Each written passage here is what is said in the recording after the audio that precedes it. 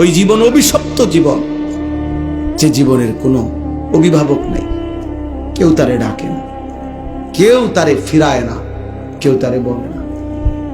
আমরা কওমি মাদ্রাসার মধ্যে 6 বছরের নুরানি বাচ্চা সামনে দাঁড়ায় থাকে উস্তাদ, ফজরের ওয়াক্তে ওঠো, ওযু করো, ফজরের নামাজের জামাতে আসো।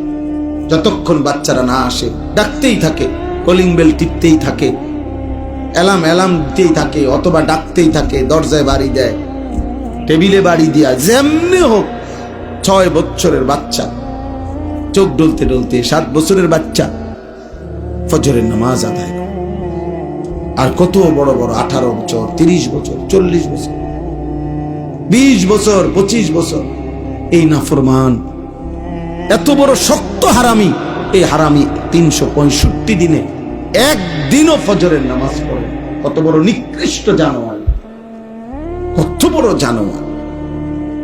মুসলমান পরিচয়ধারী, নিজেকে মুসলিম পরিচয় দেয়, অথচ কি পরিমাণ নির্লজ্জ, কত বড় বেহায়া।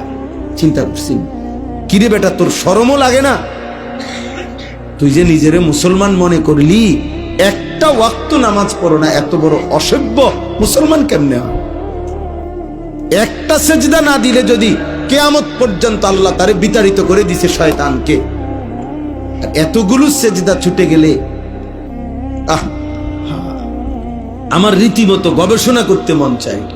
মানে আমার মাঝে মাঝে মন চায় যে এই দিনের পর দিন মুসলমান পরিচয়ধারী যে সমস্ত ছেলে এক ওয়াক্ত নামাজ পড়ে না, পরে আমার পোস্টমর্টেম করে চাইতাম, মনে করছি এটা কিটা, আসলে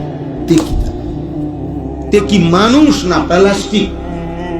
আমার একটা বিশ্বাস করেন, এটা অনেক সময় মনে হয় যেটা ভালো কোনো মেশিন দিয়ে চাওয়া, যে আসলে কি থাকে তার ভেতরে, কি ইনসান না জানোয়ার, দেখা যায়।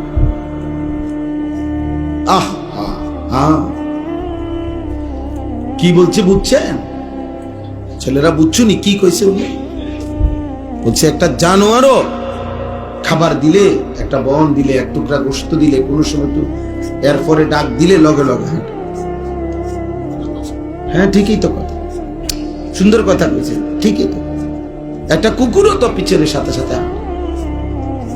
আর এত বড় মহান মালিক যিনি 24 ঘন্টা যিনি রিজিক দিতেছে প্রতিদিন, যিনি, ও এতবার ডাকে, তাকে মাইক দিয়া ডাকে মসজিদে, আমার বান্দা আসো না, হাইয়া আলাস সালাহ, হাইয়া আলাল ফালাহ, বান্দা আসো নামাজে, আমি আল্লাহ ডাকছি তোমাকে।